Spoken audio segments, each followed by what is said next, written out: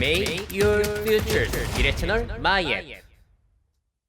네, 오늘도 미래캐스터와 함께 미래생활 업데이트 해보시죠. 자, 한 2개월 전에 챗GPT를 활용한 수업 방법 모음이라고 영상을 올린 적이 있었는데 이 영상 보시고 정말 수많은 대학교, 학교에서 연락을 주셔서 지금 강의를 많이 진행을 하고 있습니다.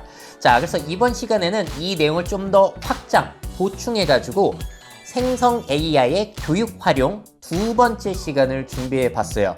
자, 특히나 오늘 내용은 지난번엔 제가 해외 사례들을 많이 소개해 드렸는데 그런 게 아니라 거의 제가 생각해낸 아이디어들을 많이 포함을 해 놓았습니다. 자, 그리고 학생들의 활용, 교육자들의 활용 두 가지 내용으로 준비를 해 봤어요. 자, 먼저 학생들이 생성 AI를 어떻게 활용할 수 있는가.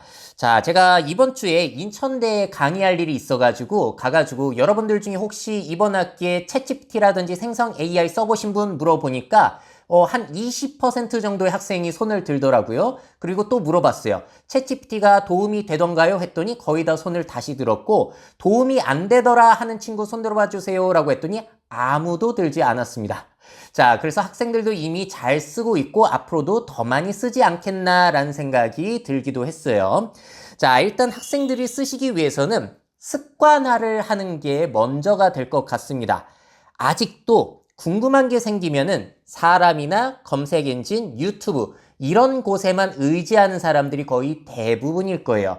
하지만 이것뿐만이 아니라 우리들에게는 챗GPT라고 하는 세상에서 가장 똑똑한 녀석이 나에게 붙어 있게 된 것이죠. 자, 그래서 한 가지 팁을 드리자면은 저는 스마트폰에서 챗GPT 화면을 연 다음에 저기에서 홈 화면에 추가하기 버튼을 만들어 가지고 저렇게 스마트폰에 챗GPT 누르면 바로 갈 수 있게 해 놨습니다. 그래서 궁금한 게 생기면 바로 저렇게 터치해 가지고 열어 가지고 물어보는 거를 습관화하고 있는데 정말로 도움이 많이 되더라고요. 자, 그래서 학생분들 같은 경우도 이거 챗GPT 생성 AI 어떻게 내가 써먹을 수 있지? 궁금하시면 일단 본인에게 직접 물어보시는 게 1순위가 아닌가 싶어요. 중학생이 챗GPT를 이용해서 어떻게 공부를 하면 도움받을 수 있냐 물어보니까 다양한 방법들을 소개해주고 있고요. 대학도 마찬가지예요. 대학 수업에서 챗GPT를 활용하는 법 10가지 추천해달라고 하니까 어떻게 활용하면 좋을지를 지금 잘 알려주고 있습니다. 자, 그러니까 습관화 하셔가지고 궁금한 게 생기면 먼저 챗GPT한테 물어보는 것도 생각해 보시면 좋을 것 같아요. 하지만 주의사항이 있죠. 정확한 정보를 원하신다면 챗GPT 무료 버전을 저는 사용 추천하지는 않을 것 같습니다. 거짓말, 잘못된 정보가 지나치게 많거든요. 자, 그리고 챗GPT 유료 모델 GPT-4를 쓰시게 되면 정확도가 확 높아지기는 합니다. 하지만 이것도 역시나 완벽하지는 않다는 거. 자, 만약에 무료로 사용을 하신다면은 챗GPT에게 영어로 물어보거나 마이크로소프트 빙을 이용하시는 게 나을 수도 있어요. 마이크로소프트 빙 같은 경우엔 GPT-4 기반으로 구동이 된다고 알려져 있거든요. 자, GPT-4 지금 유료로 사용하실 때 현재 3시간 동안 25개의 질문만 가능하십니다. 그리고 어쨌든 간에 팩트 체크는 필수라는 점을 다시 강조를 드릴게요. 예를 들어서 제가 GPT-4에게 예의라는 것이 어떻게 형성되고 유지되는지 연구한 학자나 대표적인 책이 있나라고 물어봤더니 이렇게 알려주는 거예요. 와, 저런 책들이 있었네 라고 해가지고 물어봤어요. 제일 첫 번째에 나온 마셀 모스의 성과 예의. 그 책의 목차를 알려달라고 했더니 얘가 뭐라고 하냐면은 제가 잘못된 정보를 제공한 것 같대요. 이 책은 존재하지 않는다라는 답변을 주고 있습니다. 자, 이런 것처럼 GPT-4도 완벽하진 않기 때문에 팩트 체크는 필수라는 점. 자, 하지만 정확한 정보가 아니라 아이디어를 얻으실 때는 챗GPT 무료 버전이건 유료 버전이건 너무나 학생들에게 도움이 되실 거예요. 예를 들어서 과제를 할 때 양성평등에 관련한 중학생 작문 숙제를 해야 한다. 뭘 써야 될지 모르겠어. 소재 10가지 추천해줘. 그럼 이렇게 추천해주고 20가지, 30가지 다 추천을 해주기 때문에 분명 도움이 될 거고요. 대학생들 같은 경우에는 조별 과제 할 때 인공지능 활용에 대한 조별 과제를 제출해야 된다. 어떤 시도를 해보면 좋을지 20가지 추천해줘. 아이디어 떠올릴 때는 진짜 많이 도움이 돼요. 자, K-팝 열풍과 미셸 푸코의 사상에는 어떠한 연관성이 있을지 목록으로 간략하게 정리해줘. 이렇게 구체적으로 물어봐가지고 과제를 정한치는 수도 있습니다. 자, 또 학생들 같은 경우는 보조교사로 활용하기에도 너무나 좋아요. 강의를 듣다가 유기물과 유전자의 차이가 뭐지 헷갈리더라고요. 그래서 바로 물어봐가지고 그 궁금증을 해소할 수 있는 것뿐만이 아니라 좀 깊게 물어볼 수도 있습니다. 락항의 상징계에서 언어는 어떠한 역할을 해? 이렇게 물어봐가지고 도움을 받는 수도 있어요. 얘가 알려주는 게 어렵다 싶으면 어떻게 하면 되죠? 중학생 수준으로 쉽게 설명해줘. 이것도 이해가 안 되면은 초등학생 수준으로 더 쉽게 설명해줘. 이렇게 해가지고 내가 도움을 받을 수가 있어요. 자, 그리고 이렇게 보조교사로서 활용을 할 때 저는 이렇게 많이 씁니다. 무한 질의응답. 예를 들어서 아시아 국가의 중위 연령을 나열해 달라고 한 다음에 여기서 궁금한 게 생기는 거예요. 필리핀은 왜 중위 연령이 낮아? 그럼 이렇게 알려주는 거고 필리핀, 인도네시아, 베트남의 경제 성장률, 합계 출산율, 중위 연령 알려줘 라고 하니까 따로 알려줬고요. 보기 좀 불편한 것 같으니까 표로 정리해 달라고 하면은 이렇게 또 알려줍니다. 계속해서 궁금한 거 꼬리에 꼬리를 물고 얼마든지 물어볼 수가 있다라는 거. 자, 그리고 또 한 가지 제가 잘 활용하는 팁을 말씀드리자면은 하나 물어볼 때마다 얘네들이 답변을 너무 길게 줘가지고 기다리는데 시간이 걸릴 수 있어요. 그래서 저는 이런 거 많이 합니다.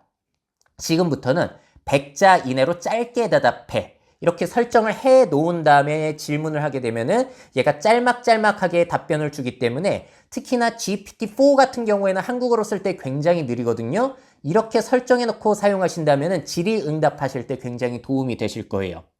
자, 그리고 학생들 같은 경우에는 나만을 위한 학습 자료를 만드는 것도 가능합니다.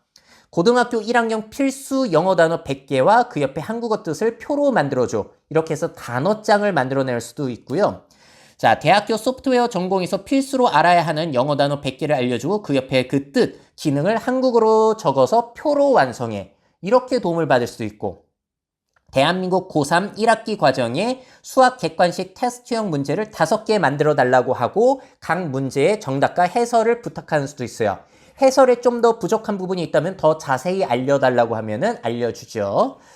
자, 그리고 학생분들이 해외 자료를 이제 서치하실 때 해외 자료 요약하기 기능도 상당히 좋은 것 같아요. 이게 얼마 전에 와이어드지에 올라온 핵 융합 기술의 그 단점들을 정리해 놓은 것이거든요. 근데 이거 다 읽어보기 힘들잖아요. 번역으로 한다고 하더라도. 그래서 링크를 그대로 가져오고 이 링크의 주요 내용을 한글로 번역해서 요약해줘 라고 했더니 요약을 해줬고 또 이것을 주요 내용들을 한국어로 번역해가지고 수학 분석을 해달라고 했더니 해줬어요. 그리고 표로 만들어 달라고 하니까 이렇게 표로도 정리를 해준다. 자, PDF 문서도 이렇게 정리를 해주기도 하는데 제가 활용을 해보니까 그다지 그거는 완벽하지 않은 경우가 많아가지고 오늘 내용에서는 뺐습니다. 앞으로는 좋아지겠죠. 자, 그리고 글을 작성할 때 너무 잘해주잖아요. 개요 작성하는 것 정도는 얼마든지 믿고 맡길 수 있어요. 한국의 초고령화로 인해 젊은 세대와의 세대 갈등이 걱정된다는 고등학생 수준의 논설문을 작성하려고 한다. 세대 갈등의 해법을 강조하는 글을 쓸 것이다. 개요를 만들어라 라고 했더니 이렇게 만들어줬습니다. 근데 개요를 읽어보다가 뭔가 이게 빠져서 부족한 것 같다. 그럼 이제 요청을 하는 거예요. 해결 방안에 젊은 세대와 고령 세대들에게 다른 종류의 일자리를 마련하는 내용을 포함해라. 그랬더니 이렇게 또 개요를 자세하게 적어주기도 합니다. 이런 식으로 개요를 작성할 수 있고 개요를 바탕으로 전체 글을 작성하게 하는 기능도 가능하죠. 지금 위 개요를 바탕으로 MS 워드 폰트 10 크기의 고등학생 수준 논설문 A4 3장 분량으로 작성해 달라고 했더니 참 특이한 게 10 폰트로는 안 해주고 11 폰트로만 얘가 우겨가지고 해주더라고요. 그래서 어쨌든 11 폰트로 해 달라고 했고 여러분들이 챗GPT를 써보시다 보면 중간에 내용이 끊길 때가 있어요. 그러면은 어떻게 하시면 되냐면은 계속해 라고 하면은 이렇게 또 계속 이어가니까 당황하지 않으셔도 됩니다. 자, 이렇게 챗GPT가 개요를 만들어준 것을 완성하라고 하는 수도 있지만 여러분들이 스스로 이제 개요를 간략하게 작성해가지고 그걸 바탕으로 글을 완성하게 하는 수도 있으니까요. 다양하게 활용하는 게 가능합니다. 자, 글이 완성이 됐는데 이걸 좀 더 보완하고 싶다? 그럼 이렇게 하시면 되세요. 고령자 이동 문제 부분을 해외 해결 사례까지 포함해서 3배 분량의 글로 늘려달라고 해가지고 이렇게 보완을 하시는 수도 있고 내가 다 일일이 작성한 글 이렇게 다 입력을 해 놓은 다음에 아래 글에 어떠한 내용을 추가하면 좋을지 목록으로 알려줘 라고 하면 또 알려주기도 하니까요. 이걸 보시고서 보완을 하시는 수도 있으십니다. 그리고 이렇게 완성된 글을 평가하게 하는 수도 있어요. 내가 좋은 점수를 받기 위해서. 자, 위의 글을 중학교 사회교사가 비판한다면 어떤 점을 비판할까 했더니 이런 점이 비판받을 수 있대요. 그럼 그걸 보완해서 글을 작성할 수가 있겠죠. 대학교에서는 교통공학자가 비판한다면 어떤 내용을 비판할까, 이걸 보고서 또 보완을 하실 수도 있다는 거예요. 자, 그리고 학생들 같은 경우에는 앞으로의 학습 계획을 짜는 데도 도움을 받을 수가 있겠죠. 여름방학 동안에 대한민국 중학교 3학년 2학기 수학 과정을 완벽하게 이해하기 위한 20일 학습 계획을 아래와 같이 제안합니다 라고 하면서 이렇게 어떻게 하면 좋을지를 짜주고 있어요. 자, 파이썬 코딩을 배우고 싶을 때 어떻게 시작해야 되는지 물어봐도 이렇게 계획을 짜주고 있고, 3개월 문화 콘텐츠 기획 로드맵을 표로 작성해줘 라고 했더니 이렇게 알려주기도 합니다. 자, 그래서 활용할 길은 무궁무진해요. 자, 그리고 자신의 생각을 이미지화하는 데도 도움을 받을 수 있어요. 오늘 이 PPT 장표에서도 이미 미드저니를 활용한 이 사진을 활용하기도 했어요. 자, 학생이 공부를 하고 있고 AI 로봇이 앞에서 가르쳐주고 있다라는 내용을 미드저니에 입력해서 이런 사진을 얻었고요. 저는 뭐 요즘에 유튜브 썸네일을 거의 미드저니로 또 많이 활용을 합니다. 결혼식의 미래, 이 이미지 역시도 미드저니를 활용한 거예요. 신랑 신부가 우울해하고 있고 주변인들도 우울해하고 있다라고 해서 이 이미지가 나온 거고, 교수가 한 손에 문서를 들고 학생들에게 지적을 하고 있다. 그 내용을 바탕으로 이렇게 썸네일을 만들어내기도 했습니다. 그러니까 이미지가 필요하다면 이제 생성 AI에게 물어보면 되는 거예요. 자, 그리고 학생들 같은 경우에는 진로 고민 상담으로도 괜찮은 것 같더라고요. 자, 나는 귀여운 그림을 그리는 것을 좋아하지만 회사에 다니고 싶진 않다. 공부는 못하지만 외국어에는 흥미가 많다. 취미는 웹툰 보기와 요리이다. MBTI는 ESTP이다. 사람 만나는 것을 좋아한다. 나는 어떤 직업을 가지면 좋을까? 이렇게 구체적으로 물어보면 거기에 맞는 진로를 추천을 해줄 거예요. 자, 대학생이요. 대학교에서 나는 유도를 전공했다. 대한민국의 고령화, 1인 가구 증가, 기후위기, AI 발달 등의 트렌드를 고려했을 때 나의 유도 전공을 살려서 앞으로 어떤 일을 하면 좋을까? 아이디어 7가지 제시. 그러면 이렇게 진로에 대해서 조언을 해줄 수가 있다는 거. 학생들이 써먹을 수 있는 방법이 너무나 많습니다. 자, 다음은 교육자의 생성 AI 활용 분야인데요. 교수님이나 선생님들도 마찬가지예요. 일단 습관화를 하시는 게 중요한 것 같아요. 야, 생성 AI, 챗GPT 이거 어떻게 활용해야 되지? 궁금한 게 생기시면은 누구에게 먼저 물어보라고요? 본인에게 물어보시면 됩니다. 대학생들에게 챗GPT를 사용할 수 없는 과제를 내준다면 어떤 형식이 좋을까? 10가지 알려주고 있고 10가지 더 알려달라고 하면 또 알려주고 있어요. 자, 도저히 활용할 수 없게 이렇게 과제를 내주려면 어떻게 해줘야 되냐라고 했더니 또 답변을 주기도 합니다. 일단 궁금한 게 생기면은 챗GPT한테 한번 물어보세요. 자, 그리고 생성 AI를 활용해서 과제를 내주시는 수도 있겠죠. 예전에 제가 대구에서 달리 인공지능을 이용해서 전시회가 열렸다라고 소개를 해드린 적이 있어요.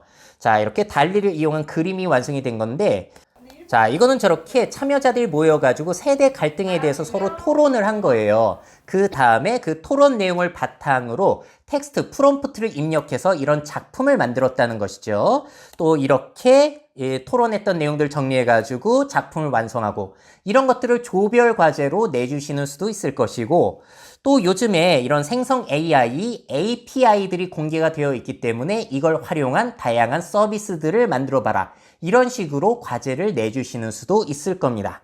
자, 아니면은 아예 생성 AI 전문가를 키우는 역할도 대학에서 담당을 해주실 수도 있지 않을까 싶어요.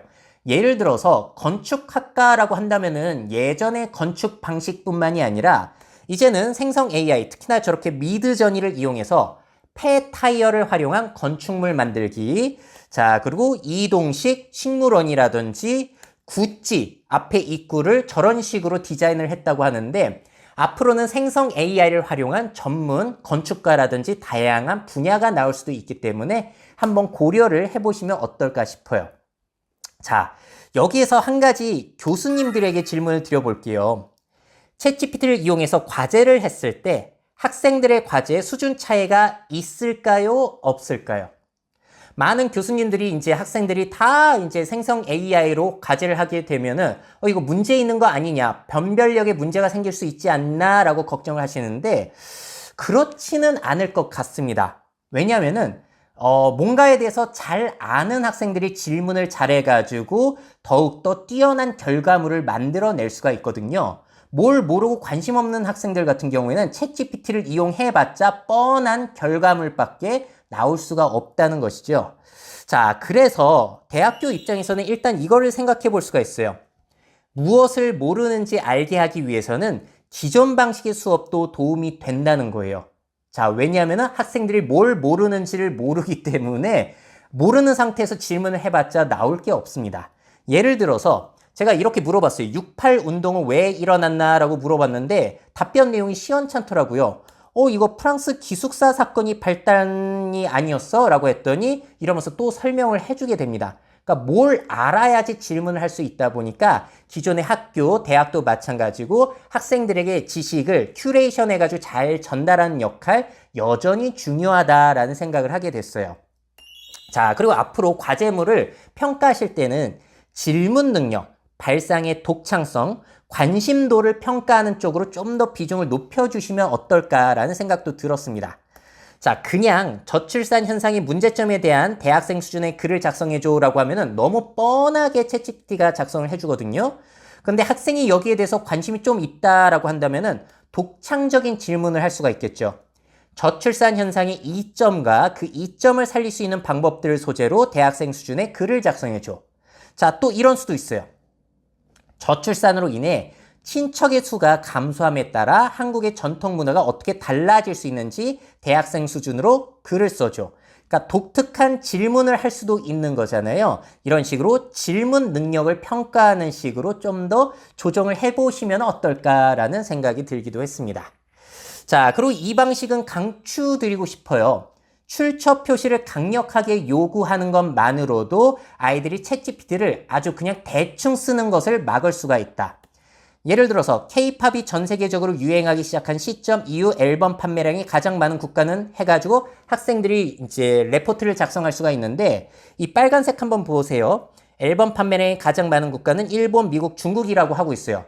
근데 여기에 대해서 출처를 사람들이 남기지 않는다면은 잘못된 정보들도 포함이 될 수 있잖아요. 그래서 교수님들께서 출처를 강력하게 요구하시는 것만으로도 학생들은 이것이 사실인지 확인하기 위해서 책이라든지 논문이라든지 각종 기사들을 찾아서 그 링크, 주석을 달아야만 할 것입니다. 그래서 출처 표시를 강력하게 요구하시는 게 도움이 될 것 같아요. 자, 그리고 마지막으로는 학교마다 생성 AI 활용 가이드라인을 정하시는 게 굉장히 중요한 것 같아요. 연세대에서 이런 일이 펼쳐졌습니다. 챗GPT 대필 의심이 돼가지고 과제를 0점 처리했다는 거예요. 여기에 대해서 이제 학생들은 이런 불만이 있을 수가 있어요.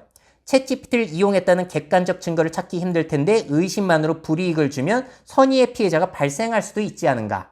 자, 그러니까 차라리 처음부터 대학교에서 가이드라인을 제정하시는 게 좋은 것 같습니다.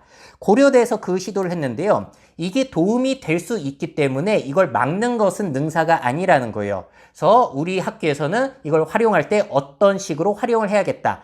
가이드라인을 제정해 주신다면은 학생들이나 교수님들이나 선생님들의 그러한 혼란을 줄일 수 있는 방식이 되지 않을까라는 생각을 해봤습니다. 자, 이렇게 해서 생성 AI를 학생과 교수님들, 선생님들이 활용할 수 있는 방법들을 제가 정리해서 보여드렸는데요. 혹시 여러분들이 알고 계신 생성 AI 교육 활용법이 또 있으신가요? 저도 여러분들에게 제공을 했으니까요. 여러분들이 혹시 좋은 아이디어를 알고 계시다면 댓글로 저도 부탁을 드리도록 하겠습니다. 미래사회 변화를 업데이트하고 싶으신 기업 및 기관, 그 밖에 미래 트렌드 교육이 필요하신 분들은 myf21 네이버닷컴 이메일로 연락주세요.